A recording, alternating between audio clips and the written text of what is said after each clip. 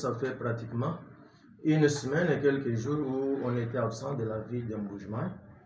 On ne partait pas se promener. On avait reçu une invitation de prendre part à la 12e Assemblée générale des autorités locales des pays des Grands Lacs.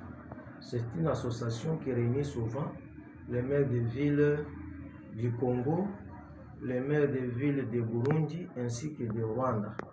En rapport avec le Rwanda, cette fois-ci, nos amis rwandais n'ont pas pris part aux assises pour de simples raisons que vous connaissez suite à la situation sécuritaire qui entoure notre pays en conflit avec le Rwanda.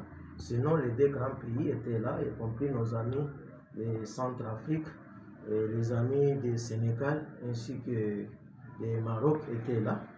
Autour de ces échanges, les autorités locales se réunissent pour traiter les questions liées au développement des entités territoriales décentralisées, les mairies, les communes, ainsi de suite.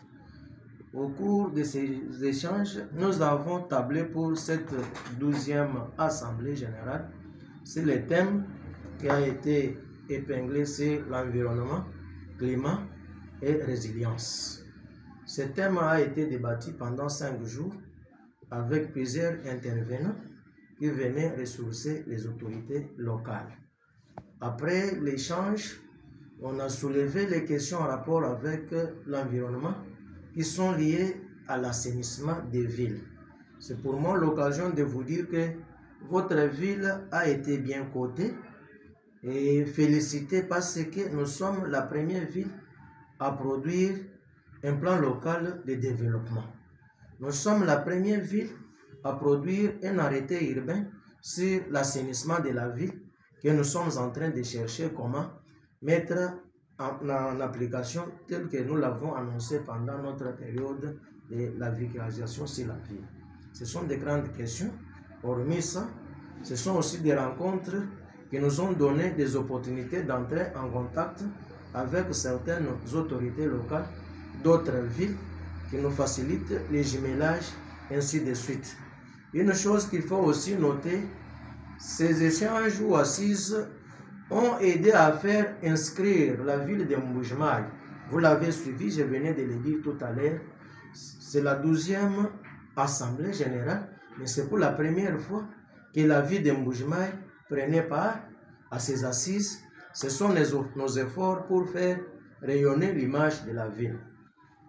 Au finish, nous avons pris une décision de faire la ville de Mboujmaï une ville verte en matière d'assainissement.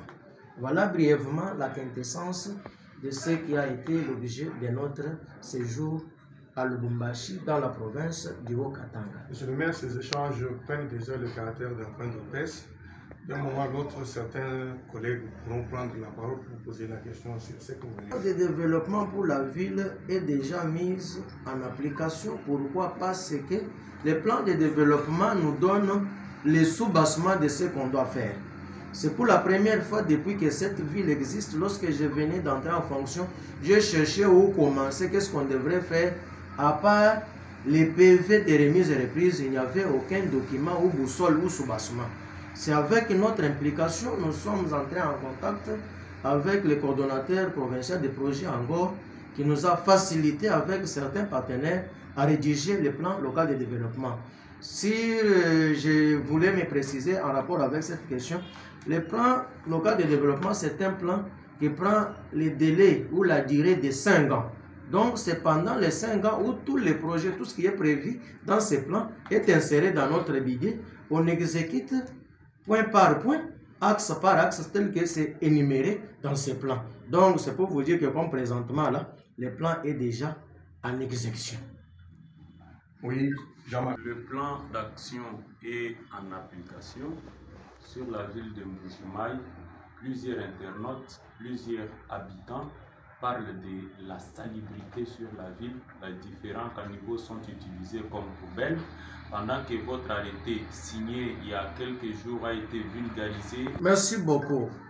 Vous savez, en tant qu'autorité locale, nous n'avons pas la mission de faire mal à la population. nous avons la mission d'éradiquer la population de la ville de Mbuji-Mayi, amener cette population à comprendre les biens fondés de l'assainissement de notre milieu de vie.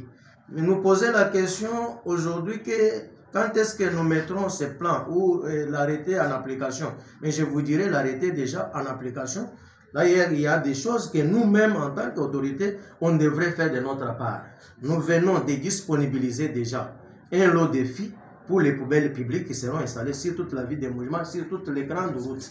Hormis ça, il y a une brigade spéciale de l'assainissement pour la ville qui est déjà sur terrain. Au moment où nous parlons, ils sont en route, en train de travailler sur toutes les routes déjà asphaltées, y compris d'autres coins de la ville. C'est pour vous dire que l'arrêté est déjà en application, mais ne poussez pas au maire d'arrêter. J'ai le pouvoir d'arrêter, mais je ne suis pas là pour arrêter, parce qu'au départ, par la loi, je suis OPJ à compétence générale.